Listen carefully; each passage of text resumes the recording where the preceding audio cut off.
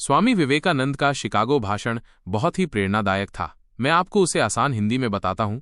America के मेरे भाइयों और बहनों, उन्होंने इस प्यारे संबोधन से अपनी बात शुरू की। उन्होंने कहा कि उन्हें ये देखकर बहुत खुशी हुई कि इतने सारे अलग अलग देशों और धर्मों के लोग यहाँ इकट्ठे हुए हैं। उन्होंने कहा कि उन्हें इस बात का गर्व है कि वो एक ऐसे देश से हैं जिसने दुनिया को सहनशीलता और सबको स्वीकार करने की सीख दी है। उन्होंने ये भी कहा कि उनका धर्म सिर्फ सहनशीलता में ही विश्वास नहीं रखता, बल्कि वो सभी धर्मों को सच्चा मानता है।